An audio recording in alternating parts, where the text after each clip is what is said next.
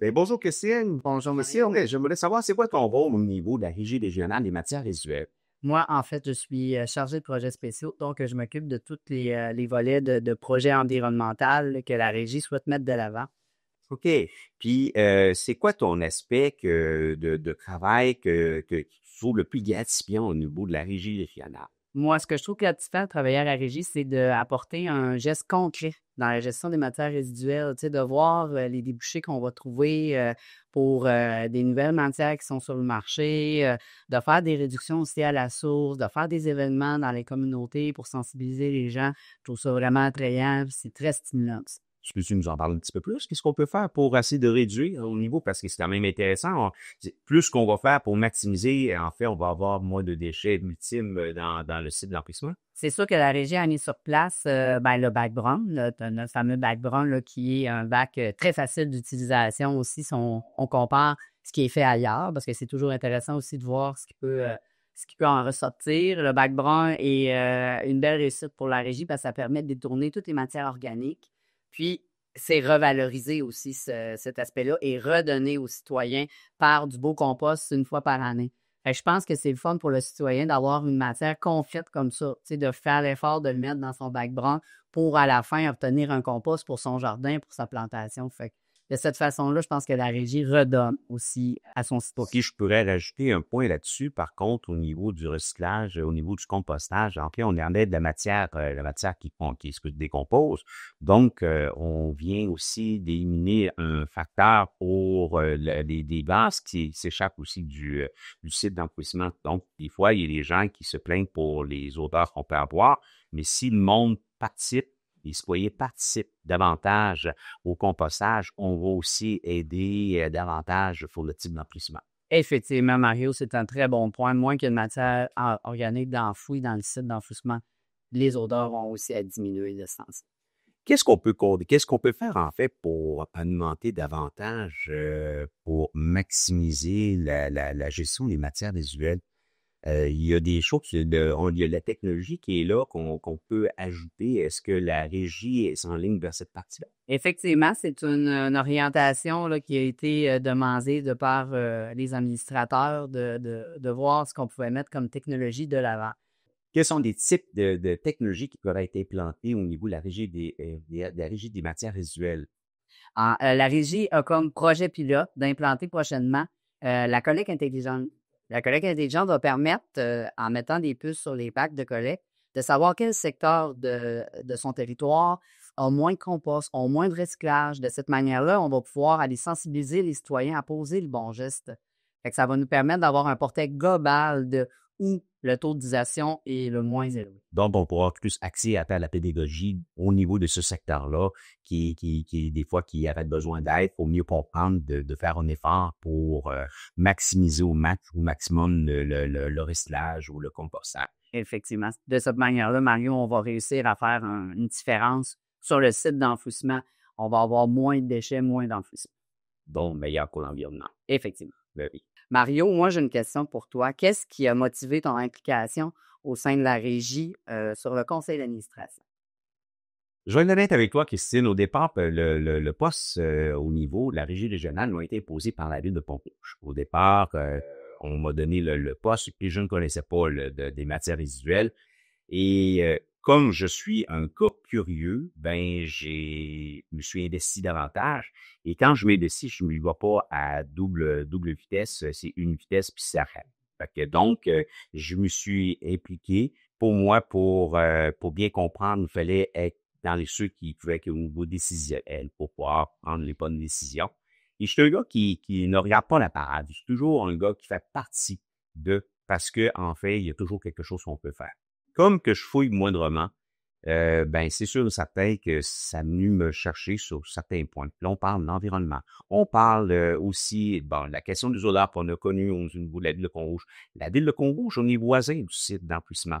Donc, il est important d'avoir quand même des yeux pour s'assurer que les administrateurs qui sont là prennent les bonnes décisions, autant pour nous, les citoyens qui sont proches, mais pour l'ensemble des citoyens du comté de Portneuf. Parce que la régie est représente quand même les 18 municipalités, puis on a quand même d'autres municipalités qui sont à l'extérieur de la MRC de Portneuf.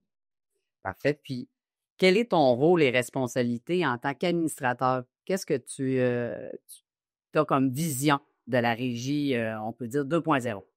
En fait, mon rôle, premièrement, je suis vice-président de la régie des matières visuelles de Portneuf.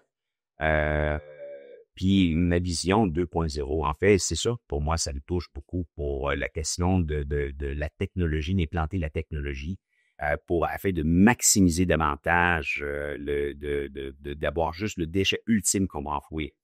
Et les conséquences de ça, il y a des belles conséquences. En fait, c'est que plus qu'on va recycler, plus qu'on va composter, moins qu'on va avoir de déchets à enfouir. Donc, c'est de l'argent qui revient pour la régie. La régie, elle peut faire de la recherche-développement à ce moment-là. Fait que, il y a beaucoup de choses qu'on est en train de travailler. Je prends un exemple Carbone Action. Carbone Action, qu'on vient récupérer le méthane. Le méthane pour faire du propane on va éjecter après au niveau du réseau énergie. C'est un exemple, mais il va y avoir des redevances qui vont être pour la régie régionale. Fait que pour les contribuables, ben aussi, il va y avoir un impact parce que en fait, le coût de vidange va finir par coûter moins cher. On a des rebuts qu'on va aller chercher.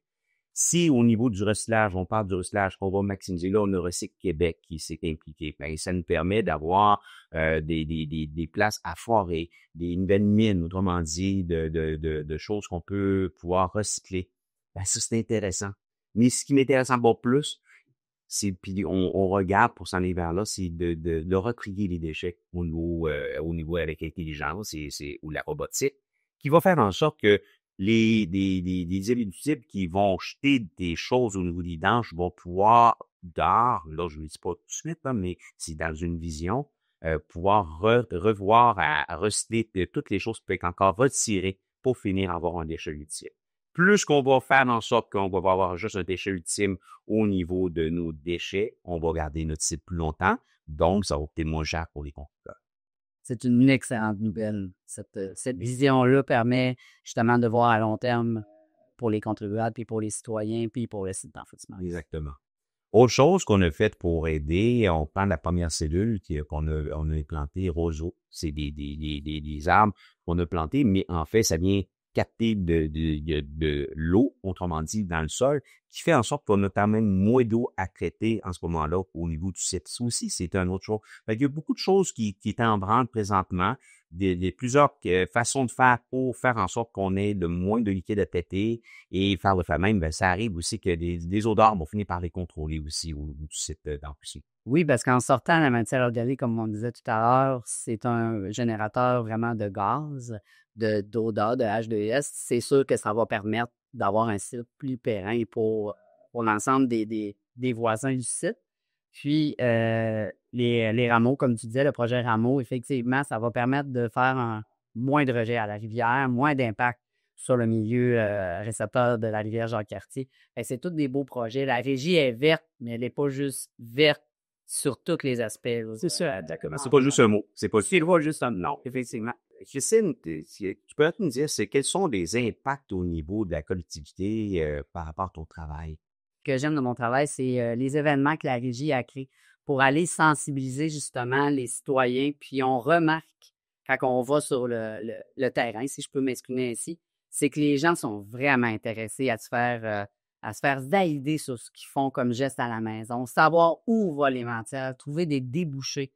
Parce que la régie a beaucoup de partenaires quand on se met à regarder ça, qui sont dans notre communauté, qu'on parle maintenant MPI, Moulin à papier, qui récupère la totalité du papier qu'on prend au centre de transbordement des matières recyclables. Ensuite de ça, le bois qu'on récupère dans nos éco-centres, qu'on va valoriser en biomasse pour le traitement de notre usine.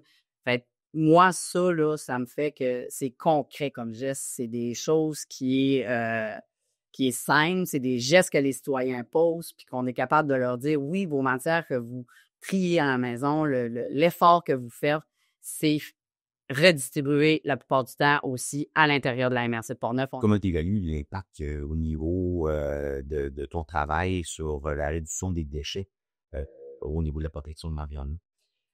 La régie, elle a des resserrements au niveau ministériel. On est réglementé beaucoup au niveau de l'impact qu'on a sur l'environnement. Ça, c'est des choses que les citoyens ne savent pas. Non. Souvent, il y a des choses qui se disent, puis effectivement, il y a beaucoup de choses à faire attention. Fait que je te laisse poursuivre parce que là, je trouve que c'est intéressant ce que tu as fait. La réglementation ministérielle nous met des normes très serrées. Puis pour reprendre ce qu'on disait tout à l'heure, au niveau de la Jacques-Cartier, ben on a des objectifs environnementaux de rejet. Fait qu'on tend à atteindre vraiment des critères très serrés.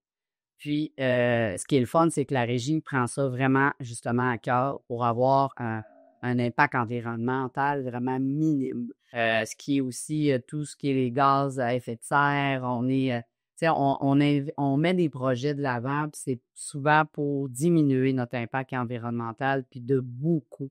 Fait que c'est ça qui est le fun fun, oui, parce que, comme tu dis, c'est pas une information que tous les citoyens savent. Mais moi, en tant que personne qui travaille à la régie, je suis consciente de ça. Fait que c'est de faire partie de toute cette belle réussite-là, puis c'est cette grande aventure qu'est la régie là, et la gestion des matières résiduelles. Les gens n'ont pas conscience de tout ce qui peut être fait au niveau de la régie pour essayer de maximiser et de faire en sorte que la régie soit une régie.